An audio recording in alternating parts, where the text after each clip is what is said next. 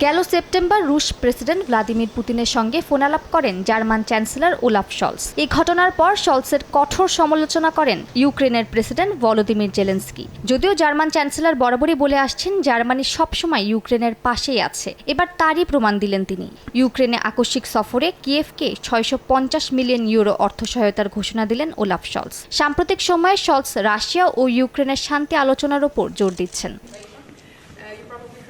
বার্তা সংস্থা রয়টার্স জানায় জার্মানির আসন্ন নির্বাচনে ইউক্রেন ইস্যুতে শলসের অবস্থান গুরুত্বপূর্ণ ভূমিকা পালন করবে। জার্মানির সাধারণ ভোটাররা চান না বার্লিন কিয়েভকে অস্ত্র দিয়ে সহায়তা করুক। তবে অন্যদিকে ইউরোপের অন্যান্য দেশের চাপে ইউক্রেনকে সহায়তা বন্ধও করতে পারছে না জার্মানির চ্যান্সেলর। শলসের এই সফর জার্মানদের মধ্যে অসন্তোষ সৃষ্টি করতে পারে বলে মনে করেন বিশ্লেষকরা।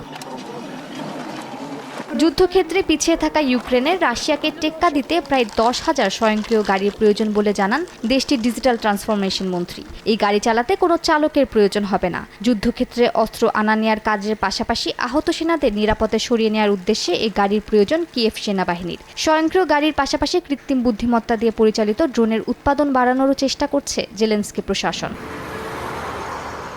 এদিকে সামরিক খাতকে কেন্দ্র করেই রাশিয়ার 2025-2027 অর্থ বছরের বাজেট ঘোষণা করলেন রুশ প্রেসিডেন্ট ভ্লাদিমির পুতিন। দেশটির বাজেটে 3 ভাগের 1 ভাগ জুড়ে এবার সামরিক খাত। 2025 সালে রাশিয়ার সামরিক খাতে প্রায় $120 বিলিয়ন বিনিয়োগ করবে মস্কো, যা সরকারের মোট বাৎসরিক খরচের প্রায় 32.5%। মার্কিন গণমাধ্যম CNN জানায় যুদ্ধক্ষেত্রে রাশিয়া ইউক্রেনের চেয়ে অনেক এগিয়ে থাকলেও রাশিয়ার মুদ্রাস্ফীতি বেড়ে যাওয়ায় দেশটিতে বেকারত্বের হার বেড়ে গেছে। মুদ্রাস্ফীতি সামাল দিতে রাশিয়ার কেন্দ্রীয় ব্যাংকের সুদের হার এখন 21%। CNN আরও জানায় রুশ জনগণের জীবনযাত্রার মান অনেক কমে গেছে।